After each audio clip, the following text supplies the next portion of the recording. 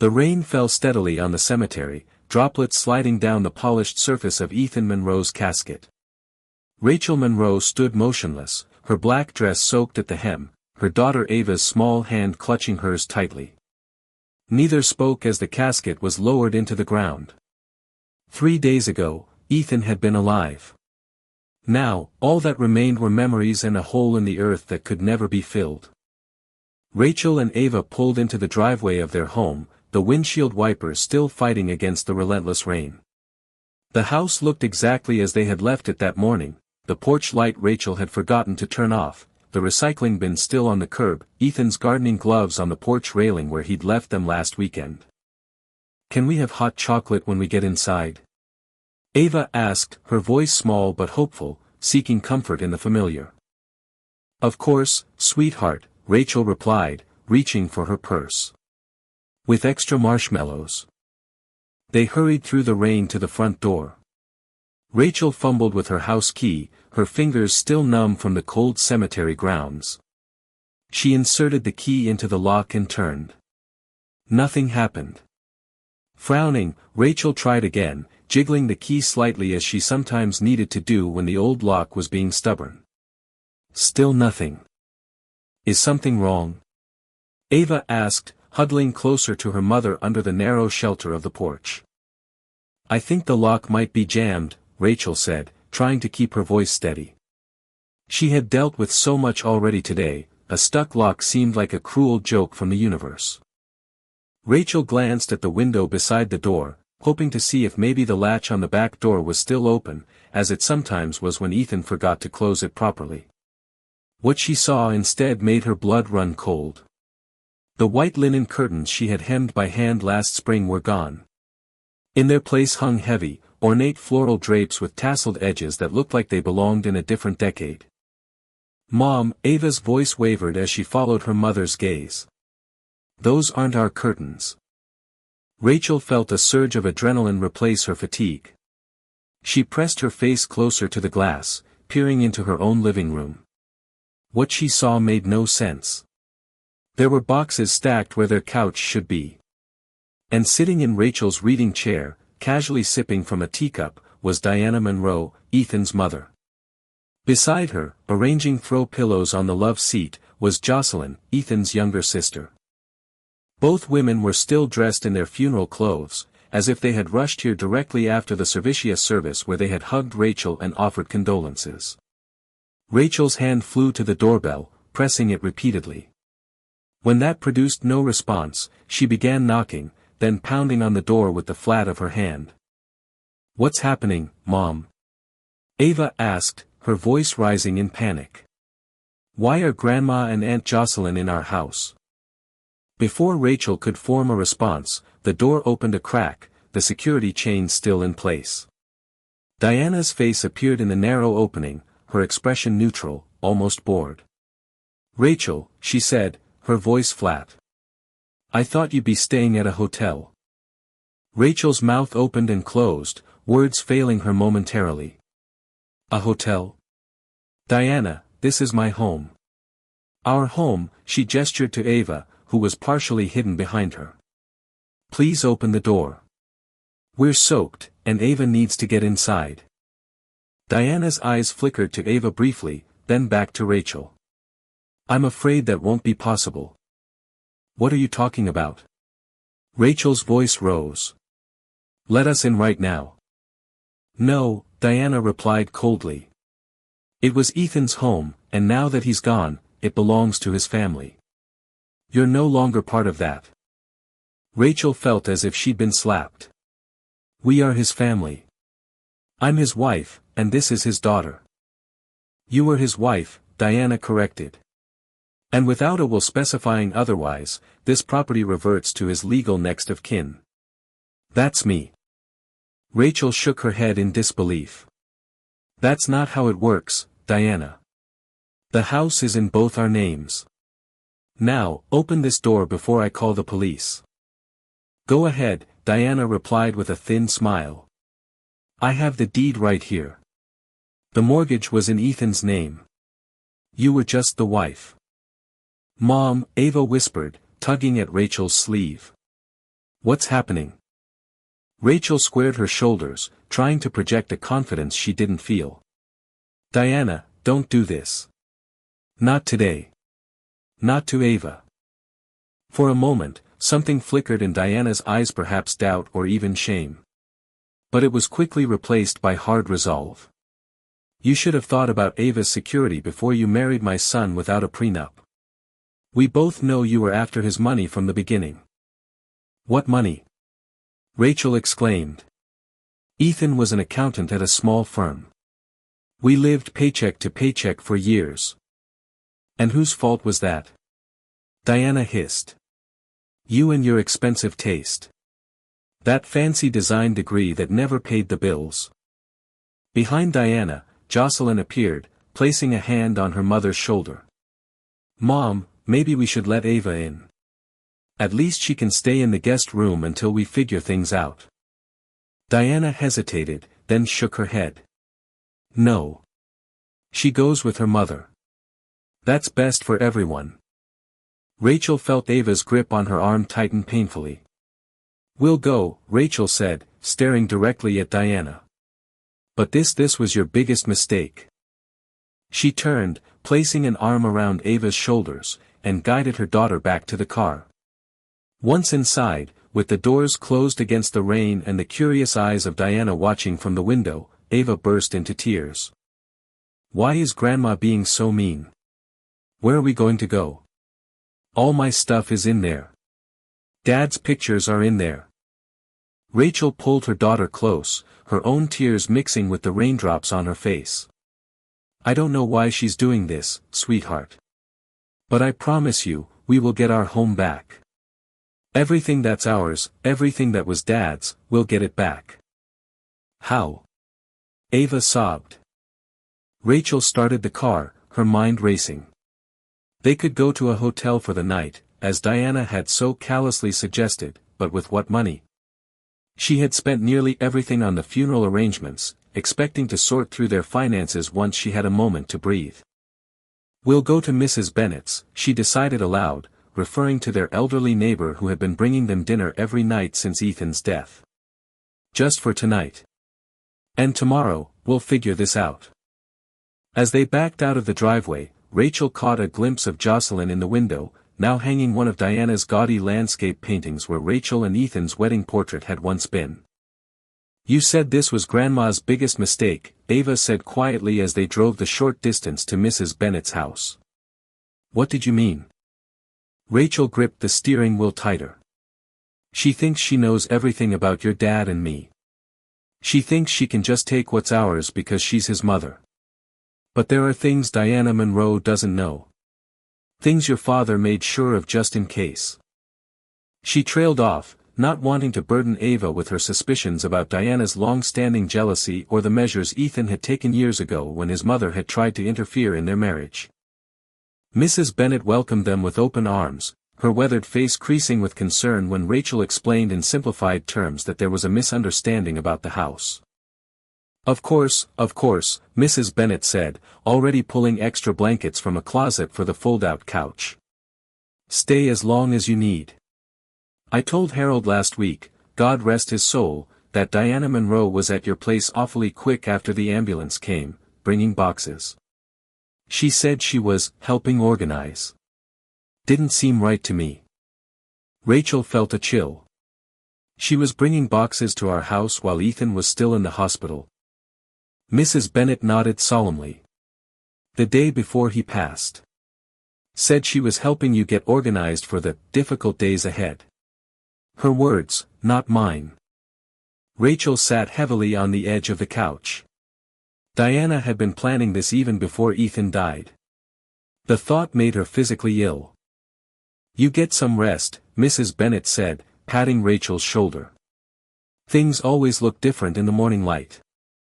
But morning brought no relief, only the stark reality of their situation. Rachel woke early, her mind immediately flooded with the dual grief of losing Ethan and their home.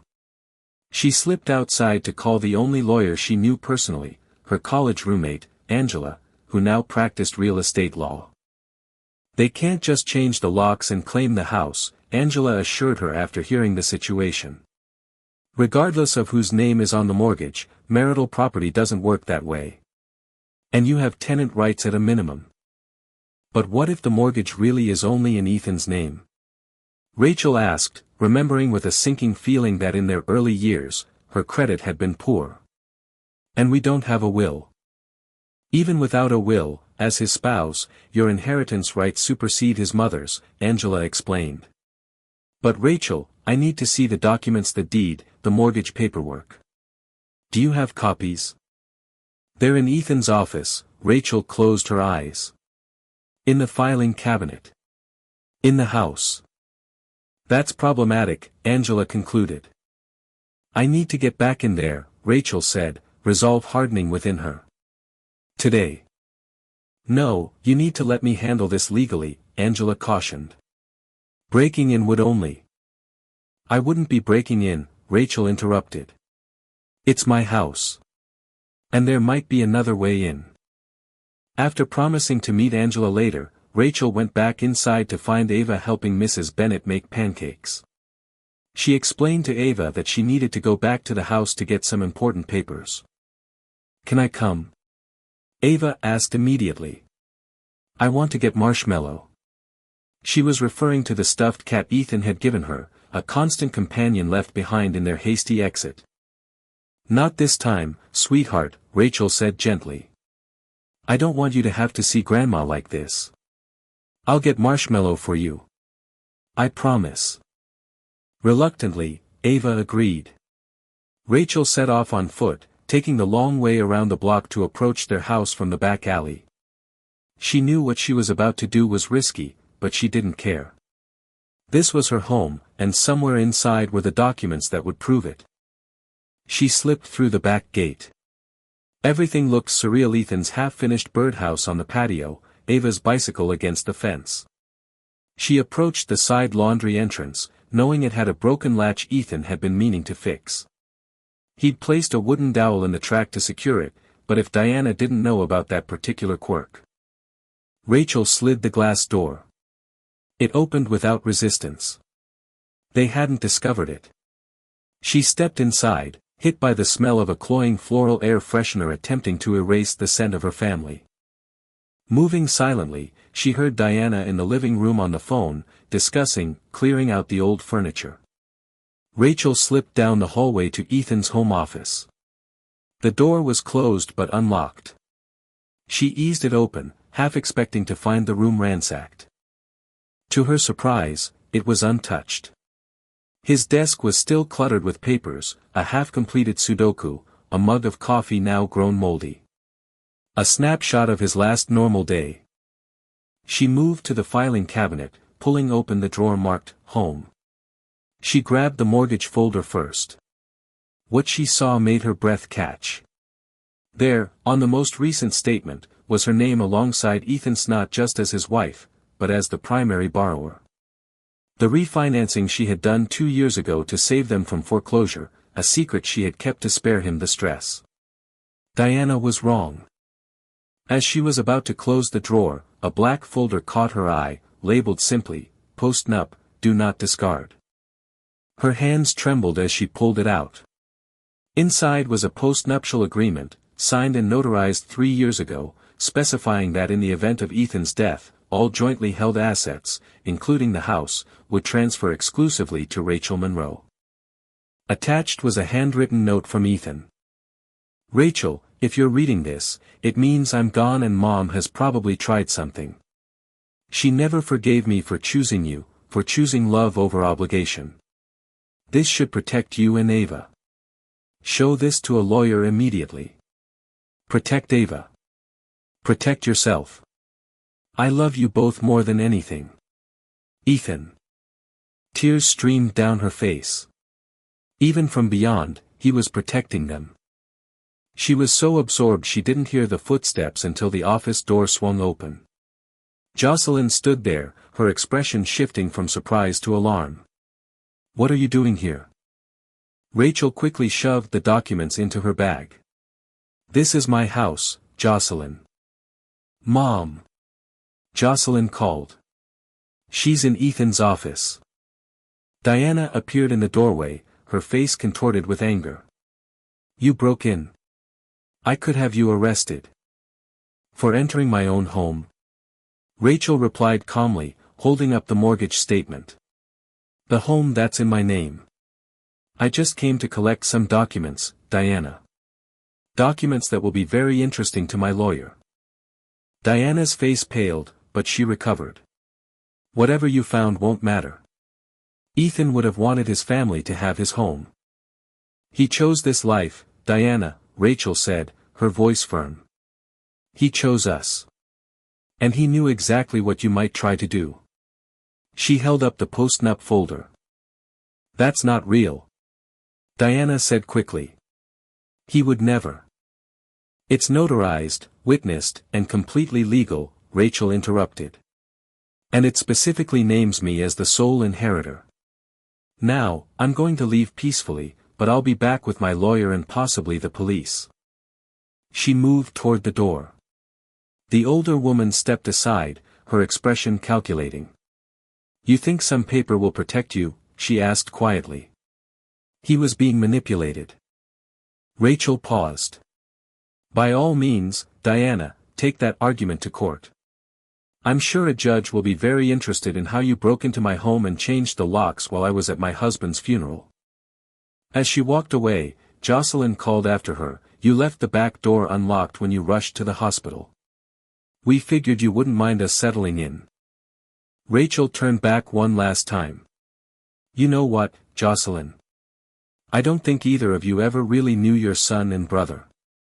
If you did, you'd know he valued loyalty and love above all else. And he would be ashamed of what you've done. With that, she left, clutching the precious documents to her chest, her heart pounding, but her resolve strengthened.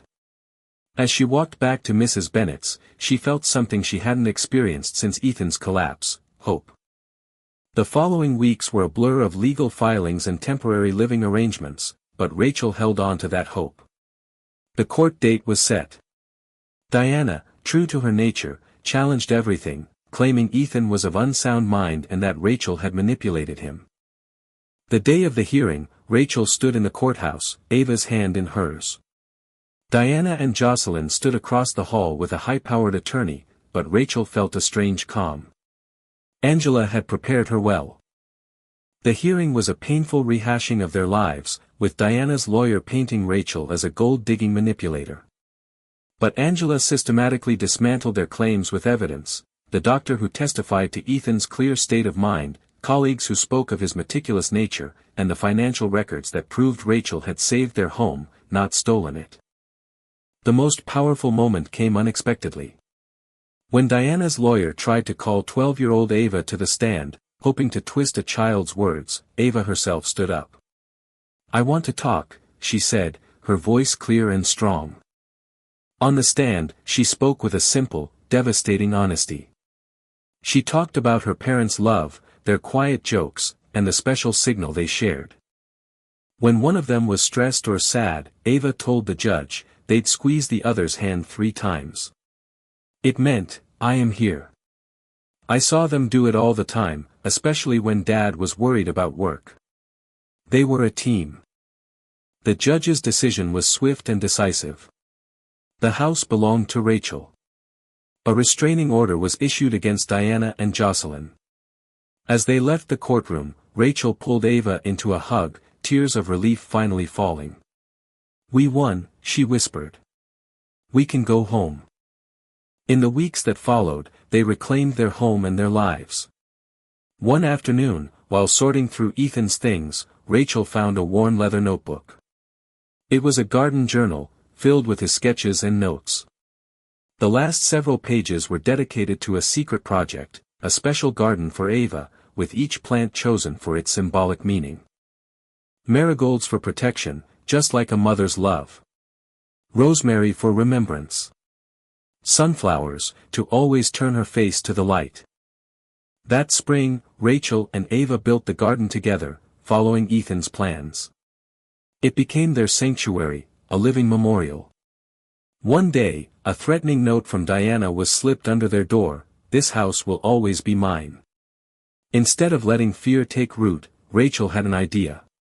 Together, she and Ava dug a small hole in the center of the marigold bed. They placed the hateful note inside, burying it in the earth. As the roots grow, Rachel told her daughter, they'll break down the paper. We'll turn something ugly into something that nourishes beauty. As the garden flourished, so did they. Rachel restarted her design career, finding passion and success. Ethan's estranged father, James, reached out, and a new, gentle family connection began to form for Ava. Eventually, a letter came from Diana's lawyer. She had moved to Florida and relinquished all claims. One evening in late summer, Rachel sat alone in the finished garden. The air was filled with the scent of lavender and the sound of crickets. The moonlight turned the marigolds to silver. She felt Ethan's absence not as a sharp pain, but as a gentle awareness, like a familiar song from another room. He was gone, yet he was everywhere. The hateful note, buried deep in the soil, had been transformed, its bitterness absorbed and transmuted into the vibrant life of the flowers above. She had fought for her home, her child, and her husband's legacy. She didn't need revenge against Diana. She had peace, the kind that grows like marigolds from the most unexpected soil, reaching always, always toward the light. What would you have done in Rachel's situation? Would you have fought back as fiercely for your home and dignity? We all face moments of betrayal, but it's how we respond that defines our story. Rachel transformed something meant to harm into nourishment for beauty and growth, a powerful metaphor for life. If this story resonated with you, please consider liking this video and subscribing to our channel for more tales of resilience and justice. Until next time, remember that the most beautiful gardens often grow from the most challenging soil.